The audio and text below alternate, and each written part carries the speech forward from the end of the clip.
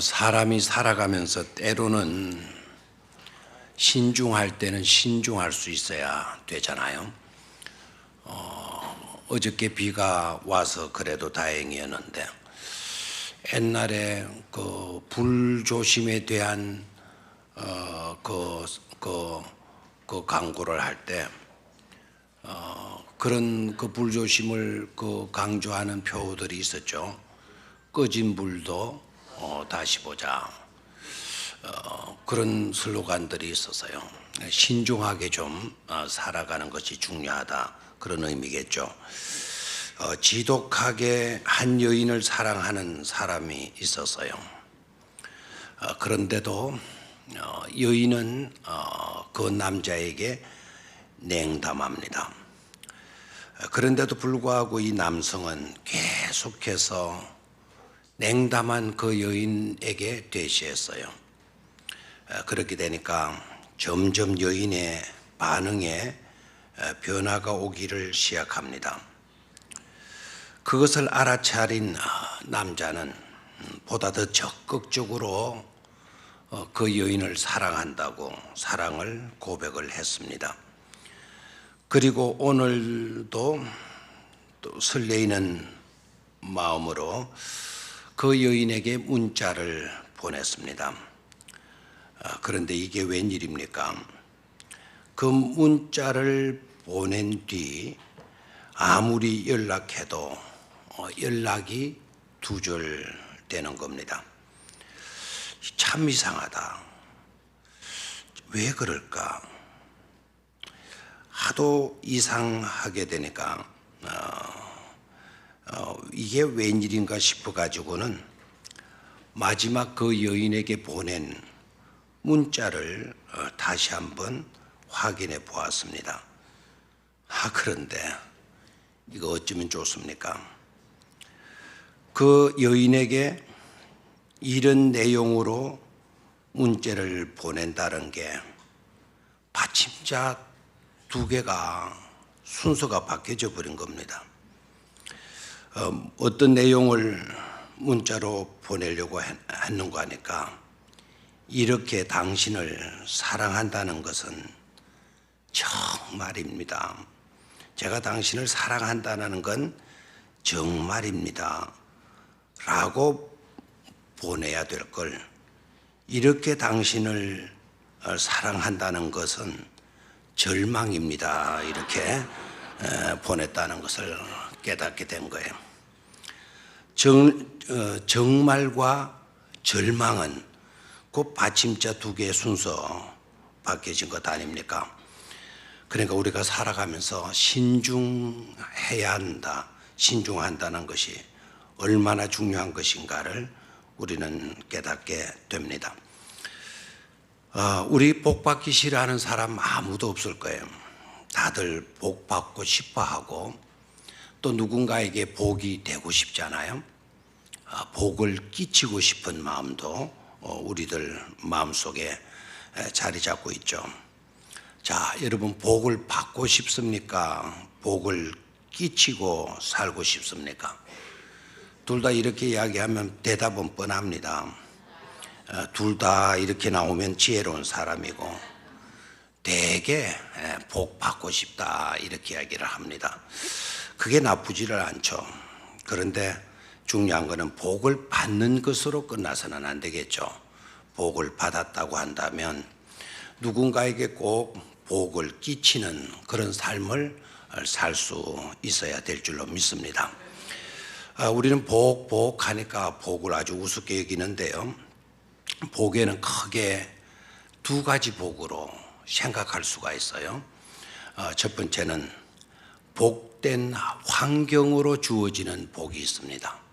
복된 환경으로 주어지는 복이 있고, 또 한 가지 복은 복된 사람으로 말미암는 복이 있죠. 자, 그렇다면 여러분, 복된 환경으로 주어지는 복이 좋은가요? 아니면 복된 사람으로 주어지는 복이 더 나은가요? 어느 복이 우선일 것 같습니까? 두 가지 복으로 이야기한다면 복된 환경으로 주어지는 복이 중요하겠어요? 아니면 복된 사람으로 인하여서 주어지는 복이 중요하겠어요? 대답이 약간 흔들리는데요. 복된 환경으로 주어지는 최고의 복이 있다고 한다면 그것은 에덴의 복 아니겠어요? 에덴만큼 좋은 환경이 어디에 있겠습니까? 에덴만큼 좋은 조건이 또 어디에 있겠습니까? 복된 환경으로 주어지는 복을 말하라고 한다면 누구이든지 다 에덴의 복을 이야기할 수 있을 것입니다. 그런데 복된 환경으로 주어진 그 에덴의 복을 사람들이 결국 영원토록 누리게 되어졌느냐? 그렇지를 못하죠. 중요한 것은 복된 환경으로 주어지는 복보다 사람이 더 문제이죠. 복된 사람으로 주어지는 복이 훨씬 더 중요한 것임을 우리는 깨달아야 될 줄로 믿습니다. 좋은 열매를 맺으니까 좋은 나무입니까? 아니면 좋은 나무이기 때문에 좋은 열매를 맺는 것입니까? 좋은 나무이기 때문에 좋은 열매를 맺을 수가 있는 것이죠. 복된 사람이기 때문에 더욱더 우리는 복된 열매들을 맺어가면서 살아갈 수가 있는 것입니다. 요셉을 말하라고 한다면 요셉은 복된 환경 때문에 행복했던 사람이 아닙니다. 요셉은 복된 환경으로 인하여서 복된 사람이 되는 것이 아니고요. 요셉은 복된 환경은 아니더라도 요셉 자신이 어디서나 복되게 살아갈 수 있는 복의 사람임을 우리는 알아야 될 것입니다. 그래서 요셉이 처한 환경들을 보게 되면은요, 절대로 그의 삶이 복되다라고 말할 수가 없어요. 그런데 성경을 보게 되면 환경은 그렇지를 못한데, 그런데 이상하리만큼 요셉이 머물러 살게 되는 곳은 다 그곳이 복을 받게 되는 복의 현장이 되어지고 있는 것을 보게 됩니다. 보디발의 집에 노예로 팔려갔어요. 보디발의 집에서 여러분 요셉이 어떻게 살아갑니까? 호의호식하면서 살아가는 요셉이 아니고 보디발의 집에서 요셉은 뭐로 살아가죠?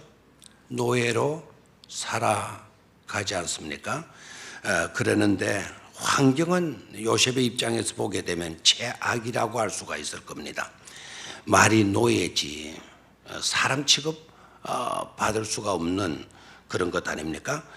그런 입장에 있으면서도 요셉이 보디발의 집에서 사는 일로 인하여 보디발의 집에 뭐가 임하게 되죠? 뭐가 임하게 돼요? 복이 임하게 되는 것을 볼 수가 있어요. 그러니까 보디발이가 딱 깨닫게 되는 겁니다. 요놈 요거 데리고 왔더니 요놈이 들어오고 난 뒤부터 우리 집이 달라지기 시작하네. 자기네 집이 복 있는 집으로 변화되는 것을 그 보디발이가 알게 되게 되죠. 그래서 자기 집의 모든 관리의 문제를 누구에게 맡기나요? 요셉에게 맡기는 것을 보게 돼요. 요셉이 처한 환경은 절대로 복된 환경이 될 수가 없어요. 그런데 요셉이가 그 집에 머물게 되고 그 집에서 일을 맡게 되어지게 되니까 모든 것이 복 있게 되어지는 것을 보게 됩니다. 자, 오늘 성경을 읽었는데요. 오늘 말씀의 내용도 보게 되면 요셉이가 어디에 갇힌 생활을 해요? 옥에 갇힌 생활을 하죠. 옥중 생활을 하고 있습니다. 여러분, 옥중 생활, 감옥 생활 하는 게 복된 환경입니까? 절대로 우리가 살아가면서 가지 말아야 될 곳을 몇 군데 꼽으라고 한다면 첫 번째는 어디일 것 같습니까? 감옥 절대로 가서는 안 돼요. 또 두 번째는 별로 가서는 안 될 곳 어디이죠? 병원. 아프지 말아야 돼요. 근데 아프게 되게 되면 별 수 없이 또 우리는 어디로 가야 돼요? 병원에 가야 돼요. 그런데 살아가면서 아프지 않을 용사가 있습니까? 다 병들게 되어져 있어요. 그러니까 병든 사람만 불행하다 이렇게 생각하지 말고 우리 모두는 다 불행의 씨앗을 안고 살아가는 사람이다. 이렇게 여기면서 겸손할 수 있어야 될 줄로 믿습니다. 사람들이 가서는 안 될, 또 가고 싶지 않은 그 중에 감옥이 들어가는데, 근데 요셉이 처한 환경이 감옥이잖아요. 그러면 절대로 요셉은 복된 삶을 살아갈 수 없는 것 아닙니까? 그런데도 불구하고 요셉이 가요 감옥 생활을 어떻게 지내느냐? 자, 오늘 읽지를 안 했습니다만은 성경을 위로 올라가서 보도록 하겠습니다. 앞장 39장 끝부분을 좀 보도록 하겠습니다. 20절에서 23절까지 39장 19절에서 23절까지 몇 장? 39장. 그럼 40장 바로 윗부분, 오늘 저녁 우리가 읽었던 본문 바로 이 부분을 보면 되겠습니다. 19절부터 23절까지 한 목소리를 같이 읽어보도록 하겠어요. 그의 주인이 자기 아내가 자기에게 이르기를 당신의 종이 내게 이같이 행하였다 하는 말을 듣고 심히 노한지라. 이에 요셉의 주인이 그를 잡아 옥에 가두니 그 옥은 왕의 제수를 가두는 곳이었더라. 요셉이 옥에 갇혔으나 여호와께서 요셉과 함께 하시고 그에게 인자를 더하사 간수장에게 은혜를 받게 하시매 간수장이 옥중 제수를 다 요셉의 손에 맡김으로 그 재반 사물을 요셉이 처리하고 간수장은 그의 손에 맡긴 것을 무엇이든지 살펴보지 아니하였으니 이는 여호와께서 요셉과 함께 하심이라. 여호와께서 그를 범사에 형통하게 하셨더라. 아멘. 요셉이가 처한 환경은 절대로 행복할 수 없는 그런 현장이었지만은, 그런데 그 감옥 속에 사는 요셉은 오늘 이 구절들을 보게 되게 되면 복되게 살아가고 있어요? 아니면 고통스럽게 살아가고 있어요? 복되게 살아가고 있는 것을 볼 수가 있죠. 아멘입니까? 그래서 환경으로는 아니다 할지라도 사람 때문에, 사람으로 인하여서 얼마든지 복된 삶을 누릴 수가 있게 되는 것임을 깨달을 수가 있습니다. 그래서 어떻게 하면 요셉처럼 환경은 아니더라도 복된 삶을 살아갈 수 있을 것인가 하는 것에 대해서 세 가지로 말씀을 나누도록 하겠습니다. 첫 번째로요, 요셉의 삶의 특징이 어떠했느냐라는 건데요. 요셉의 삶을 들여다보게 되면 요셉은 공로의식으로 살지 않고 있다라는 것을 깨달을 수가 있어요. 무슨 의식으로 살지 않는다? 공로의식. 율법을 잘 지키는 것, 율법적인 의식으로 살지도 않고 공로의식으로 살지도 않고 자기의 노력으로 사는 그런 사람도 아니었다. 그러면 어떤 삶을 산 요셉이냐? 섭리적인, 하나님의 섭리적인 세계관을 가지고 살아간 사람이다라는 겁니다.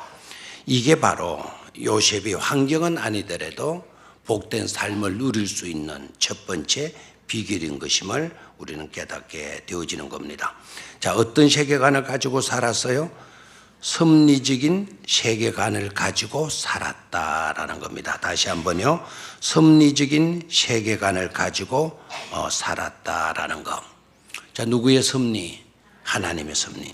자신이 잘 되건 자신이 못 되건 억울한 일을 당하건 형통한 일들을 당하건 간에 요셉은요, 그 모든 것이 다 누구의 섭리다? 하나님의 섭리다.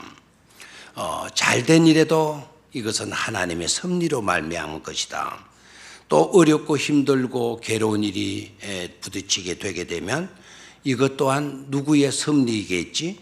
하나님의 섭리이겠지. 그 속에 하나님의 섭리가 있겠지라고 하는 그런 믿음으로 살아간 사람이다라는 것입니다. 노예로 끌려갔을 때에도 또 누명을 뒤집어 쓰고 억울한 옥중 생활을 요셉이가 하게 되어지면서도 그의 입에서 원망이 나오지 않고 불만이 나오지 않고 불평이 나오지 않고 하나님께 하소연하거나 하나님께 삿대질을 해가면서 하나님 왜 저에게 이러십니까? 이렇게 따지지도 않고 이런 일을 당하면 이런 일을 당한 대로 저런 일을 당하면 저런 일을 당한 대로 요셉은 그 속에 누구의 섭리가 있겠지? 하나님의 섭리가 있겠지 하는 그런 믿음으로 살았다라는 것입니다. 이것이 환경이 어떠하든지 간에 하나님의 섭리적인 세계관을 우리가 갖추게 되어진다면 어떤 환경에 놓여서라도 우리는 복을 잃지 않고 복된 삶을 영위해 갈 수가 있다라는 사실입니다. 자, 무슨 일이 있으면 꼭 그 속에 누구의 섭리가 있겠지? 하나님의 섭리가 있겠지. 아멘입니까? 어려운 일을 당했을 때도 꼭 우리는 우리 마음속으로 되뇌이기를 바라요.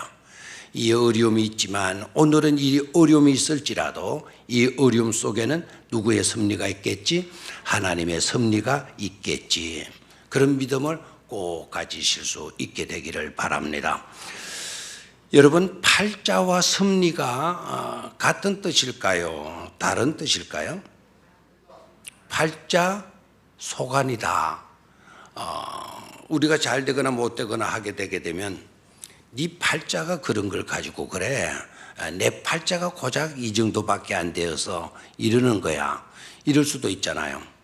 어느 목사님이요, 열심히 전도를 하시면서 평생을 사시는데, 그런데 열심히 전도도 하고 열심히 목회도 하고 하는데 이상하리만큼 교회가 부흥이 안 되는 거예요.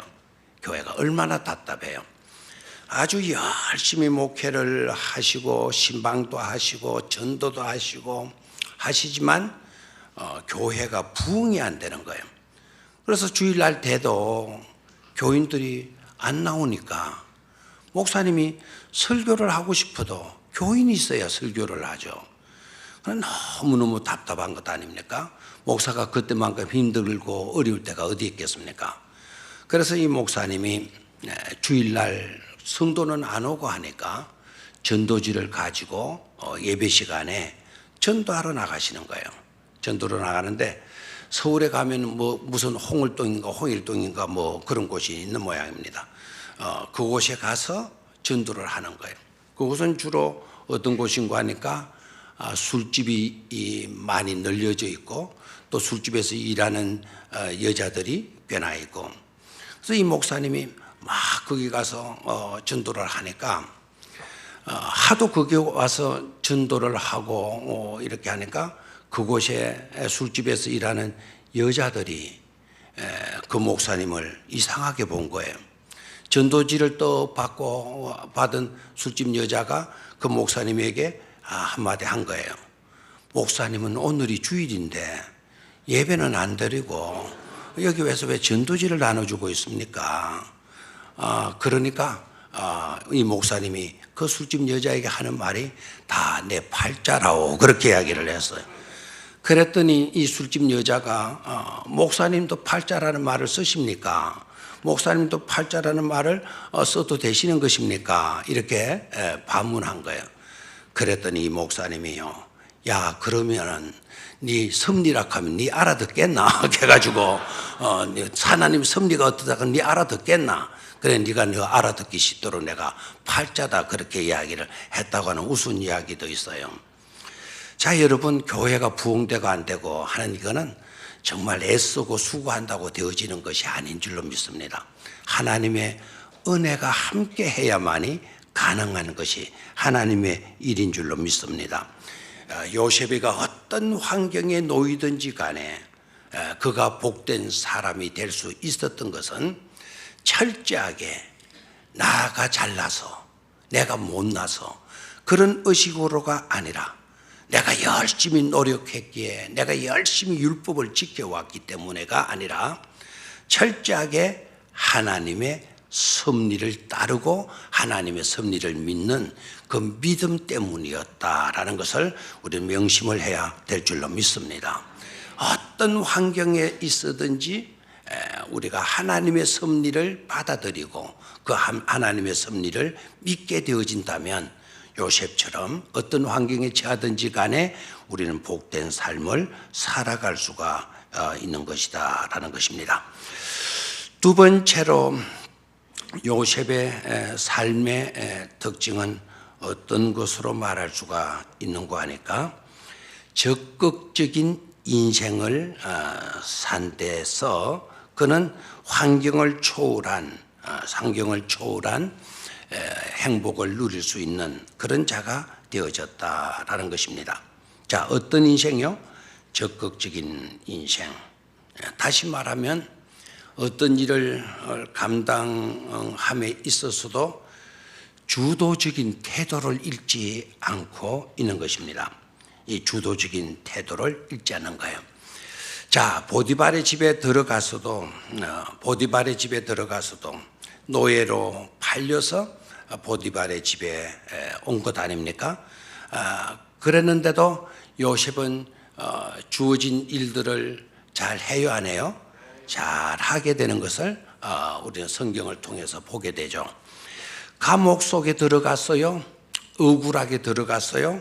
여러분, 억울하게 감옥 생활을 하게 된다면 여러분들 같으면 어떻게 감옥 생활을 할 것 같습니까?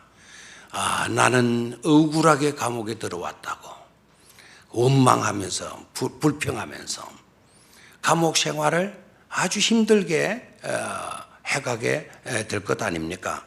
그런데 요셉은 억울하게 누명을 쓰고 감옥 속에 들어갔지만 그래서 억울하게 감옥에서의 나날을 보내야 되겠지만 요셉은 그렇게 살지를 않아요. 감옥 속에 들어가서도 자기에게 주어진 일들 뿐만 아니라 그 감옥에 제반 모든 일들을 굳은 이런 모든 일들을 누가 다 감당해요? 요셉 자신이 감당하고 있는 것을 보게 됩니다. 그 감옥도 대장의 집에 있는 감방이에요, 감방. 그럼 그 감방은 보디발이 집에 있는 감방이 될 수가 있는 거죠. 보디발이가 경비대장이었으니까. 그러니까 그 집에서 그 감옥에서 열심히 일한다라는 것은 누구를 돕는 일이 되겠어요? 그 보디발을 돕는 일이 되어지겠잖아요. 그럼 나를 감옥에 집어넣은 그 보디발, 그 부인 때문에 억울한 누명을 쓰고 감옥에 들어왔는데 단식 투쟁을 하거나 아니면 모든 일들을 거부하거나 이렇게 되어야 될 것 같은데 감옥 속에 들어가서도 그런 것 따지지를 않아요. 그런 걸 따지질 않아요. 이것이 보디발을 유익하게 만드는 일이건 아니건 간에 요셉은 주어진 모든 일들을 적극적으로 감당해 가게 되는 것을 보게 됩니다. 나중에 애굽 나라에 뭐가 되죠? 총리가 되죠. 애굽 나라의 총리가 돼요. 애굽 나라의 총리가 되고 난 뒤에도 요셉은 애굽 나라 국가를 위해서 그리고 애굽 나라의 바로 왕을 위해서 열심히 최선을 다해서 일하는 것을 볼 수 있지 않습니까? 그렇죠? 여러분, 마음에 안 드는 회사에 들어가게 되면 또 마음에 안 드는 직장 상사가 있다고 한다면 여러분들 일을 어떻게 해요? 옛날에도 제가 들은 이야기인데요. 옛날에 제가 무소를 몰고 다녔잖아요. 그 무소를 몰고 다닐 때 그때 쌍용 자동차가 파업을 했거든요. 쌍용 자동차가 파업을 해서 그때 당시 파업을 할 때 자동차를 구입하지 말라고 하는 그런 주변의 충고들이 많이 있었어요. 파업할 때 생산된 자동차를 사는 것하고 무슨 관계가 있냐? 그러니까 파업할 때는요, 근로자들이 다 기분 나쁘고 자기 주장대로 회사가 따라주지 않으니까 그러니까 차를 섬세하게 세밀하게 조립하고 만드는 것이 아니라 어떻게 만든다는 거죠? 대충 만든다는 거예요. 대충 만든다는 거예요. 저도 경험을 했어요. 그러니까 한 번은 엔진이 이상이 있어요. 엔진이 소리가 나고 엔진이 뭔가가 제대로 돌아가는 엔진이 작동되는 것 아닌 것 같아가지고 그래서 서비스 센터로 가지고 갔더니 서비스 센터에 있는 사람들이 그 엔진 고장 나니까 그 심각하더라고요. 사람도 심장 고장 나면 심각하듯이 차도 엔진이 문제가 있으니까 그 엔진을 전부 다 차에서 보내가지고 내려야 되더라고요. 내려가지고 또 보니까 엔진 안에 실장갑이 들어있더라고요. 웬 엔진 안에 실장갑이 왜 엔진 안 속에 엔진 오일 넣는데 그게 웬 실장갑이 들어가요?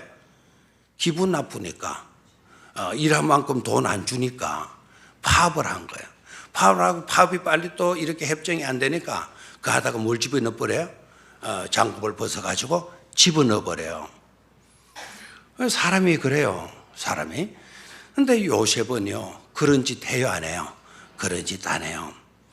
바로를 위한 일이건 보디발을 위한 일이건 감옥 속에 있건 어떤 일을 맡건 간에 성실하게 적극적으로 주어진 일들을 요셉이가 뭐 했더라? 감당했더라라는 것이죠. 아멘입니까? 그래서 여러분 어떤 일들에 있어서 성공을 하려고 하면 가장 중요한 것이 뭐인 줄 아십니까? 어떤 일에 성공을 하려고 하면 기술이 탁월해야 됩니까? 노하우가 있어야 되는 겁니까? 다 필요하겠죠. 그런데 성공을 하려고 하면 가장 중요하고 가장 기본적인 요소가 바로 뭔가 하니까 태도라 그래요. 태도. 그 일들을 감당하는 자세, 태도가 중요하다라는 겁니다. 그런데 요셉을 보게 되면은 감방에 들어가서도 성실한 태도를 잃지 않는 것을 보게 됩니다. 잘 나가던 아들, 사랑받던 아들이 노예로 빨려가서 노예 생활을 하는 데 있어서도 그의 태도가 흐트러지지 않는 것을 보게 돼요. 바로의 국무총리, 바로의 총리 대신이 되고 난 뒤에도 요셉의 태도는 초지일관이고 있는 것을 보게 됩니다. 아멘입니까? 그래서 우리가 성공으로 나아갈 수 있으려고 하면 진정한 참된 복된 삶을 살아가는 그런 자가 되어지려고 하면 어떤 태도를 가져야 된다? 선하고 아름다운 신실한 태도를 가져야 된다라는 겁니다.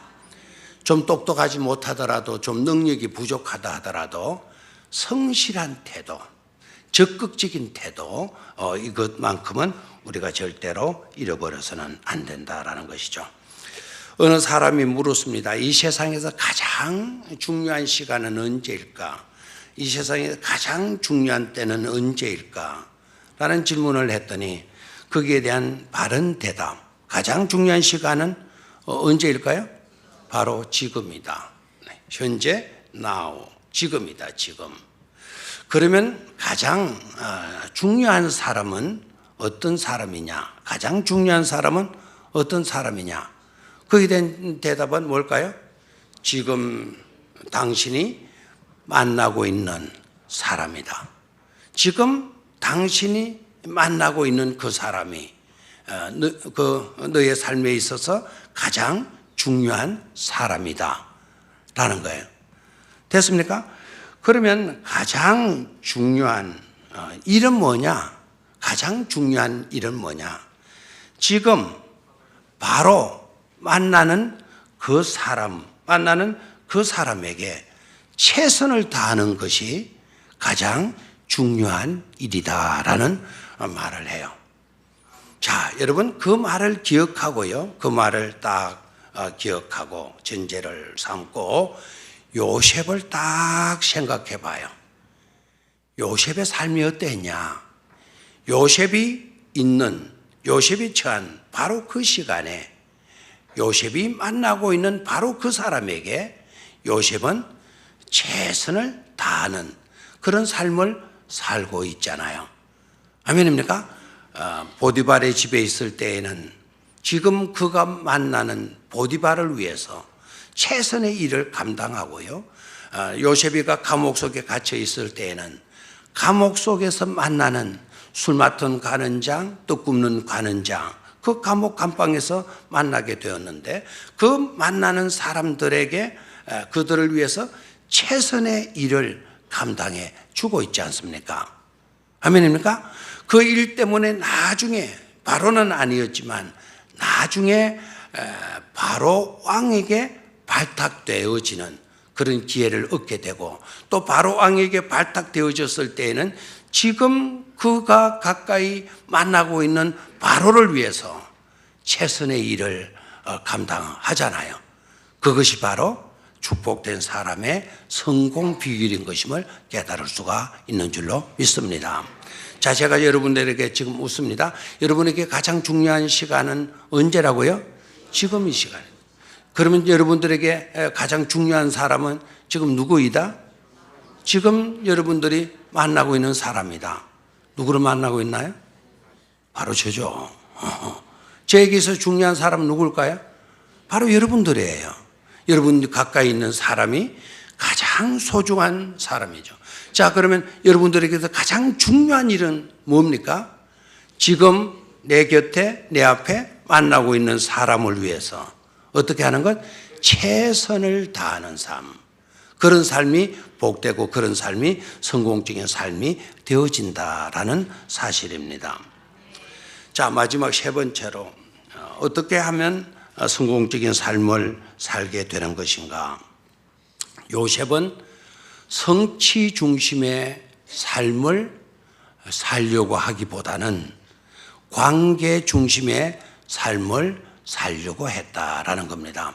자, 다시 한번 요셉은 무슨 중심의 삶을 살지 않고 성취 중심의 삶을 살지 않고 어떤 삶을 살았다? 관계 중심의 삶을 살았다라는 겁니다. 성취 중심의 삶을 사는 사람의 특징은요, 야심가가 돼요. 성취 중심의 삶을 살려고 하게 되면 어떤 사람이 된다?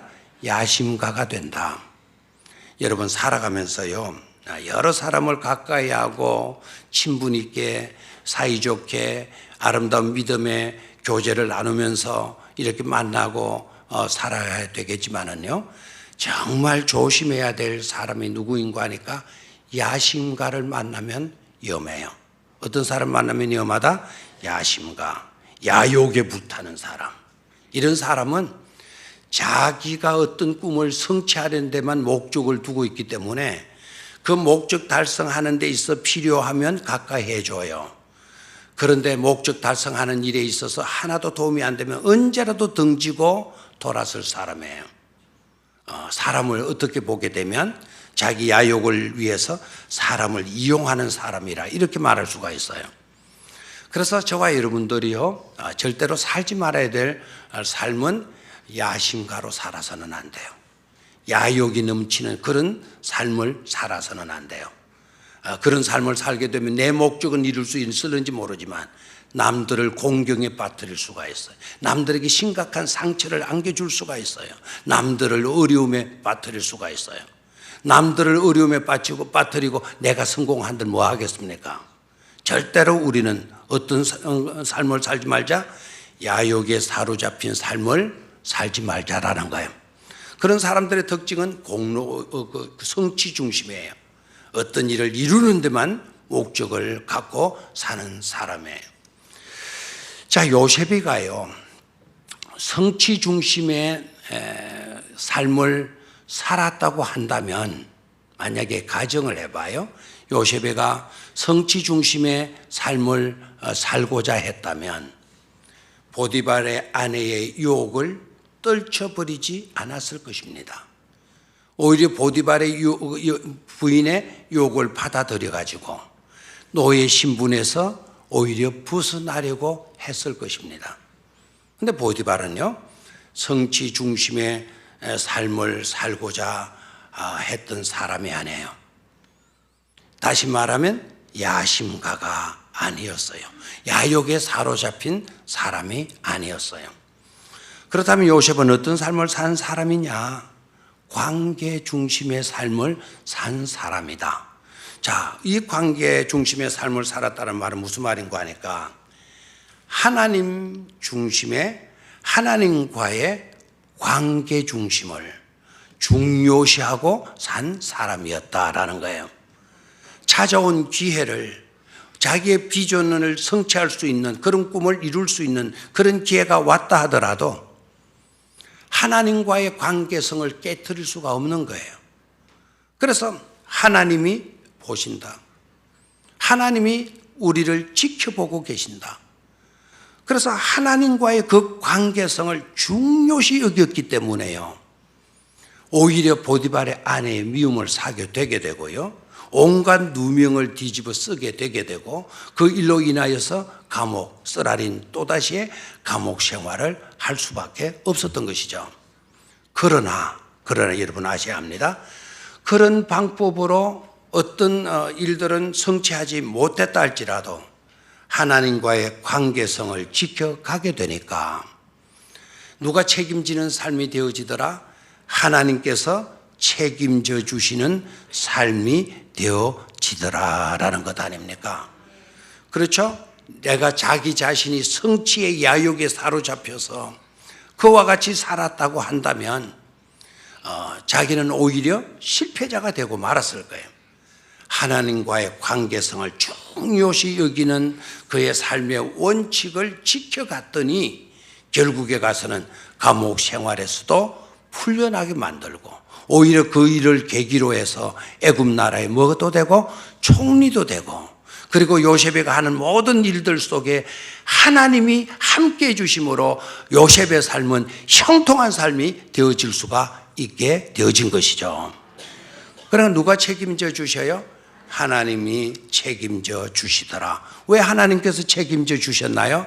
하나님과의 관계성을 지켜가는 삶을 살았기 때문이다라는 거예요. 저와 여러분들도 그와 같은 삶으로 나아갈 수 있어야 될 줄로 믿습니다. 여기서 우리가 생각을 해야 될 거는요. 그래서 우리에게 필요한 것이 뭐냐 하면 융통성이 필요하다라는 거예요. 뭐가 필요하다? 융통성이 필요하다. 또 한 가지는 늘 강조를 드리지만 팩트라고 하는 이것, 사실이라고 하는 이것, 여러분 사실적인 것으로 또 그 모든 것을 하나게 되어지게 되게 되면 사실적인 것, 바르게 된 것 이런 것들로만 치중하게 되게 되면은요 놀라운 역사가 따르느냐? 그렇지를 않다라는 거예요. 사실 가지고 하나님의 일들이 이루어져 가는 것이 아니라 페이스 가지고 하나님의 일이 이루어져 가는 것임을 깨달아야 돼요. 그 페이스가 바로 뭡니까? 믿음이죠. 믿음. 알겠나요? 그래서 여러분 정직하게 바르게 뭐 이렇게 하게 되면 뭐 그런 사회가 되어져야 돼 뭐 이런 식으로 하지만 여러분 우리가 정직하다면 어느 정도 정직하는 겁니까? 우리가 사실을 추구한다면 어느 정도 우리가 사실을 추구해 가는 겁니까? 원래 정직했던 사람, 뭐 팩트를 중요시했던 사람들의 뒤가 오히려 더 꾸리했던 것을 보게 되잖아요. 가룟 유다 왜 가난한 사람에게 주냐고 따져서 하더니 지가 오히려 빙땅 헤쳐먹고 훔치고 또 하는 도둑질 하잖아요. 지금 검사들이 누구 잡아놓고 해서 그 사람들이 아주 정직하고 바르게 팩트를 가지고 살아가는 사람 같죠? 나중에 봐요. 그 사람들도 똑같은 인간이에요. 중요한 것은요, 우리는 팩트를 가지고 살아가는 자가 아니라 뭘 가지고 살아가는 자다? 믿음으로 살아가는 자이다라는 것 아닙니까? 융통성이 그래서 중요한 거예요. 융통성 딱 막혀 있는 사람은 이건 사실이 아니야. 거기만 고집을 해요. 융통성이라고 하는 이것을 항상 염두에 둬야 되는데 우리 청지기 때인가 제가 말씀을 드린 적이 있는 것 같아요. 여러분 인도 사람들은요 손으로 밥을 먹어요. 우리나라 사람은 뭘로 밥을 먹죠? 숟가락으로 밥을 먹습니다. 얼마 전에 어느 목사님 집에서 청도에 한제 미나리를 사가지고 왔다고, 한제 미나리 먹으러 오라고 그랬어요. 그날이 설날이었던 것 같은데, 근데 설날 한제 미나리를 먹기 위해서 설날 그 목사님 집에 밤에 갔어요. 진탕 차려놓고 고기도 구워놓고 고등어 조림도 해놓고 뭐 반찬이 뭐 그 뭡니까 이게 쌈박이도 담아놓고 파김치도 담아놓고 음식 솜씨가 사모님이 대단하시더라고요. 진탕 차려놨어요. 그래서 이제 그 미나리는 대개 또 어떻게 먹어요? 손으로 약사떼기들 보니까 대단해요. 약사에 사는 사람들 한 주먹 가지고 그거를 막 줄줄줄줄 말아가지고 이만큼은 다발을 지어가지고 뭐 된장에 꽂으면 푹 찍어가지고 어그저그를 먹었는데 소가 꼭 염을 씹듯이 말이죠. 그렇게 먹더라고. 근데 제가 그렇게 먹는 거는 처음 봤거든요. 근데 그 약사 동네에 가서 저도 그걸 먹고 따라서 하고 하다 보니까 나도 모르게 그게 몸에 배어 있었던 것 같아요. 그래서 그 한제 미나리 몸에 좋다고 해가지고 했는데 남들은 그거를 하나를 딱 이렇게 젓가락으로 집어가지고 하나씩 이렇게 먹어요. 근데 내가 먹다가 미안해가지고 그래 창피를 당했다 싶은 거예요. 그럼 저는 약사 동네에서 배웠던 그대로 막 그냥 그래 해가지고 벅벅벅 먹은 거예요. 그러니까 다른 목사님, 다른 사모님들이 저 입만 쳐다보는 거예요, 손하고. 아이고, 그러니까 이게 제대로 먹지를 못하겠어요. 꼭 여물 씹는 거면걸로 이거, 뱉어낼 수도 없고. 그러니까 또 은양에 계시는 목사님, 사모님이, 아이고, 이 목사님은 참 음식을 잡숴도 참 우습게 잡수신다. 또 이지랄합니다. 이게 그날 음식이 입으로 들어가는지 어디로 들어가는지 몰라요. 근데 여러분, 손으로 먹으면 비위생적이고 숟가락으로 먹으면 위생적이죠. 맞죠? 그럼 문화가 발달해 오면서 숟가락 문화가 또 발달되잖아요. 옛날에는 손으로 집어 먹다가 지금은 이제 젓가락이 나오고 숟가락이 나와서 우리 젓가락으로 숟가락으로 음식을 먹죠. 어느 것이 위생적일까요? 어느 것이 좋아요? 손으로 먹는 게 좋아요? 숟가락으로 먹는 게 좋아요? 만약에 제가 여러분 집에 신방을 갔는데 음식을 차려놨는데 젓가락 다 있는데도 손으로 집어먹다 그러면 아이고 우리 목사님하고 앞으로 밥을 못 먹겠어. 추접해서 못 먹겠어. 이런 분들이 많겠죠. 그런데 여러분 인도에 가면은요 인도 사람들은 숟가락을 사용하지 않습니다. 뭐로 밥을 먹어요? 손으로 먹는 거를 여러분이 잘 알죠. 그래서 우리나라의 지성인이라고 알려졌던 그 사람이 인도에 가서 왜 이렇게 손으로 음식을 먹는지 모르겠다고. 우리나라는 발전되어져서 이제는 손으로 밥을 먹는 사람이 없다고. 숟가락과 젓가락을 가지고 밥을 먹는다고. 그랬더니요 인도의 성자가 하는 말, 어떻게 숟가락으로 먹는 것이 위생적이란 말이요. 우리나라 지성인에게 반문을 했어요. 어떻게 숟가락으로 먹는 것을 보고 위생적이라고 말하는 것이요? 라고 질문을 했어요. 그랬더니 이 지성인이 이렇게 이제 해서 적어도 음식에 손을 묻히지 않게 되고 손이 더러운 손으로 먹으면 비위생적이지 않느냐 궁색한 변명을 했다는 거예요. 그랬더니 인도의 성자가 딱 하는 말, 그 숟가락은 누구의 입에 들어갔던 것이죠? 그 숟가락은 음식점에 가서 여러분 숟가락으로 먹는데 그 숟가락이 누구의 입에 들어갔어요? 이런 사람 저런 사람 입에 다 들어갔다 나온 숟가락 아닙니까? 하나님이 주신 이 손가락, 이거는 어디까지나 내 손이요. 내 손가락으로 먹는 이것이 어떻게 비위생적이란 말이요. 우리나라 지성인이요 할 말을 잃었어요. 그리고 자기는 고지식한 사람이라고 자부했는데 나는 융통성이 부족한 사람이었구나 라는 것을 그가 깨달았다라는 거예요. 그 책이 시중에 근간에 나와 있어요. 새들은 날아가면서 뒤를 돌아보지 않는다라는 제목이에요. 인도를 여행하면서 그분이 인도에서 여행하면서 적어놓은 글들이에요. 새들은 날아가면서 뒤돌아보지 않는다라는 책 제목이다. 한번 읽어봐요. 정말 재미나는 이야기들이 많이 나와요. 우리가 살아가면서 필요한 게 바로 뭐라고요? 융통성이라는, 내 하는 방식 이것만 최고이지 않다. 내 하는 방식, 내가 알고 있는 지식 이것만 전부이지 않다. 수용성을 우리는 가질 수 있어야 된다라는 거예요. 요셉이가 우리에게 보여주는 것은 바로 그런 것을 우리에게 보여주고 있죠. 첫 번째는요, 복된 환경이기에 요셉은 복된 사람이 된 게 아니고 복된 사람이었기에 복된 환경을 만들어 간 인물이 바로 누구다? 요셉이었다. 그럼 요셉은 어떻게 살았는가? 어떻게 그는 살았는가?